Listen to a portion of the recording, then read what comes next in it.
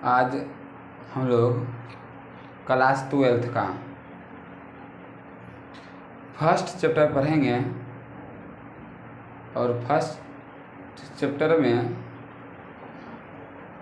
जानेंगे यदि मनुष्य के पास बोलने की शक्ति नहीं रहती है तो उसके साथ क्या क्या होता है। इस चैप्टर का नाम है बातचीत।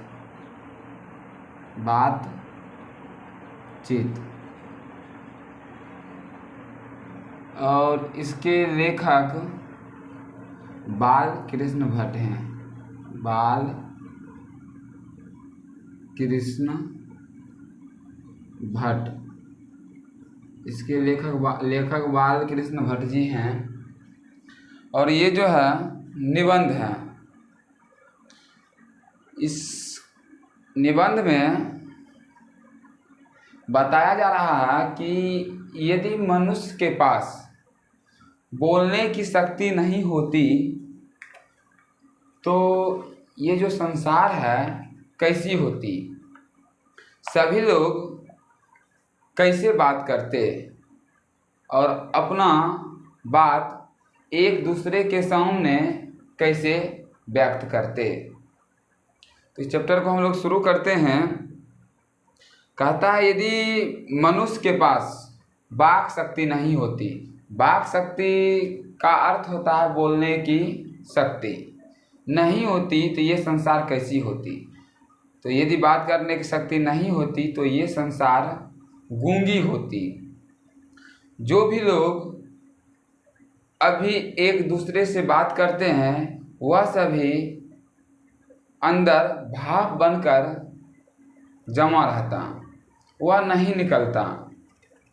जब हम बोलते हैं तो बोलने से जो भी टेंशन बना रहता है उससे मेरा दिल हल्का होता है। जब किसी को हम कोई बात कहते हैं कि मेरे साथ ऐसा ऐसा घटना घटा है तो लगता है कि अब मेरा दिल हल्का हो गया है। कहा जाता है कि कभी कभी ऐसा होता है कि मनुष्य जब बोलने में बातचीत करने में इतना लीन हो जाता है कि उसको समझ में नहीं आता है कि हम क्या कर रहे हैं। उसका भूख प्यास सारा काम उसको कुछ भी याद नहीं रहता है। उसको कितना भी पूछा जाए कोई भी काम करने के लिए वह काम नहीं करेगा। वह हमेशा सोचेगा कि अपना जो बात है वह पूरा कर ले तब अगला काम करें। और ये सारी घटना जो है खासकर औरत लोग में ज़्यादातर मिलता है। हम लोग देखते हैं गांव घर में जब कोई औरत बात करने में लीन हो जाती है तो उसकी जो बहू होती है उसको पूछते रहती है खाना खाने के लिए, लेकिन वह 5 मिनट आधा घंटा करते करते शाम बिता देती है।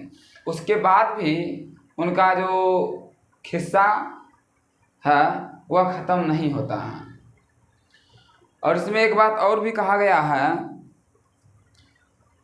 कि जो भी भाप बन के जो भी गंदगी अंदर छिपा हुआ है जब हम बोल देते हैं वह बात तो हमको अब लगता है कि मेरा जो माइंड है वह हल्का हो गया है।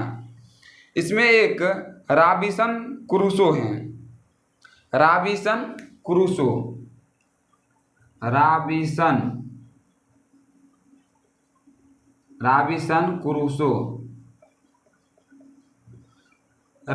क्रूसो हैं जो कि 16 वर्ष तक उन्होंने किसी भी मनुष्य का मुख नहीं देखा था। वह जंगल में ही रहता था।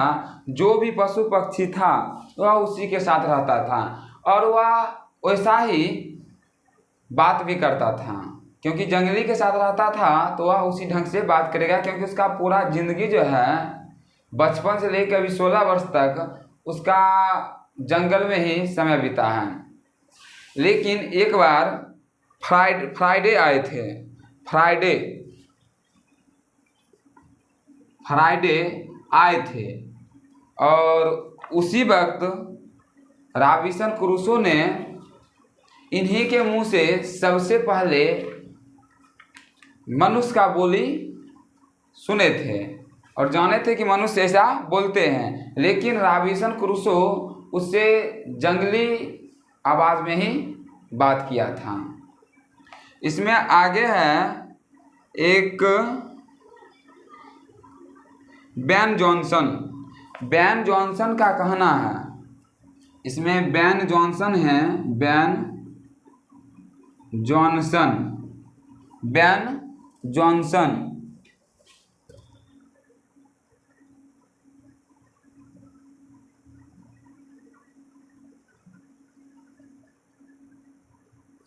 ये कहते हैं कि जब मनुष्य बोलता है तो उनका जो है गुण दोष प्रकट होता है, और ये बात सही है। यदि हम कहीं जा रहे हैं और चुप रहेंगे तो पता नहीं चलेगा कि हम कैसा आदमी हैं।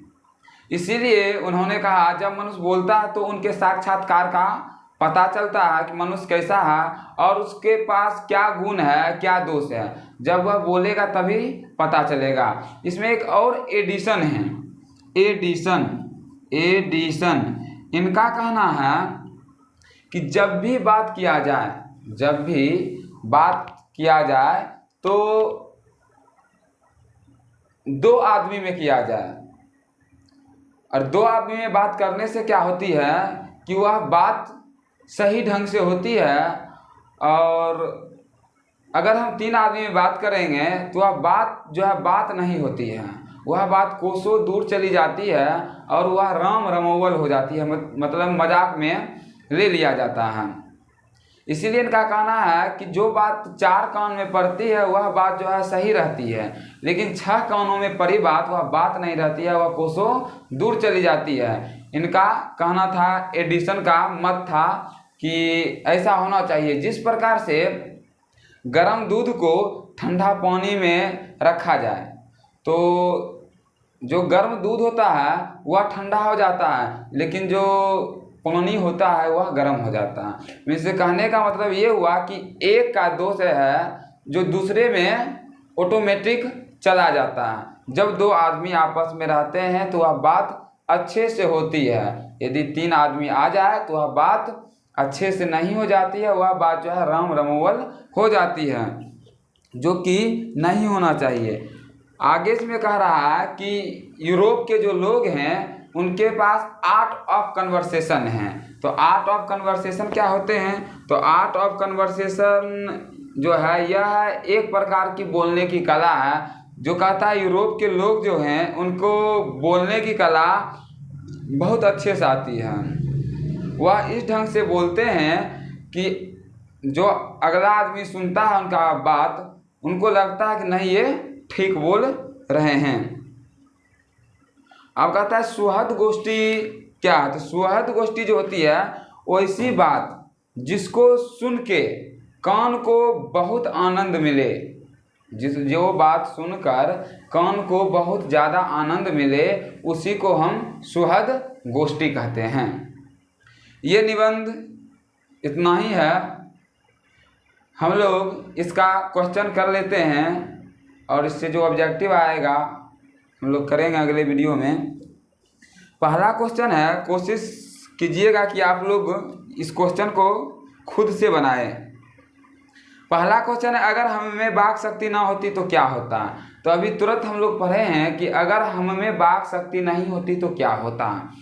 तो इसका आंसर करेंगे कि अगर हम में वाक शक्ति नहीं होती तो ये जो संसार है पूरी संसार गूंगी रहती, हम अपना बात किसी के सामने प्रकट नहीं कर पाते, ना ही किसी से कुछ बोल पाते, और सभी लोग आपस में इशारा में बात करता है। इतना हम लोग आंसर लिख देंगे तो 2 नंबर हम लोग को मिल जाएगा।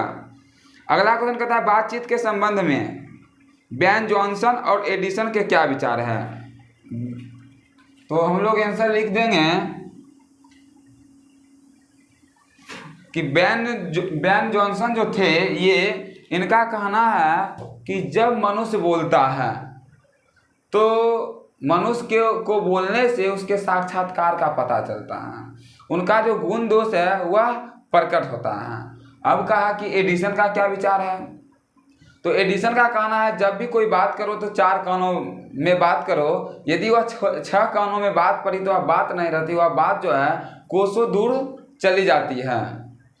इनका मत था एडिसन का। अगला हम लोग क्वेश्चन देखते हैं क्या है। अगला क्वेश्चन है आर्ट ऑफ कन्वर्सेशन क्या है। तो अभी तुरंत हम लोग पढ़े हैं आर्ट ऑफ कन्वर्सेशन एक प्रकार की बोलने की कला है जो कि यूरोप के लोगों के पास है। अगला क्वेश्चन कहा कि मनुष्य के बातचीत का उत्तम तरीका क्या हो सकता है, इसके द्वारा वह कैसे अपने लिए सर्वथा नवीन संसार की रचना कर सकता है। अभी जो हम लोग पढ़े थे यूरोप के बारे में कि जब हम बोलते हैं तो बोलने ऐसा बोलना चाहिए जिससे मनुष्य को लगे नहीं ये ठीक बोल रहे हैं और अच्छे बोल रहे हैं, तो इससे कान को भी संतुष्टि मिलती है और उनको भी अच्छा लगता है कि नहीं ये अच्छे बोल रहे हैं। तो इसका आंसर हम यहाँ भी लिख सकते हैं।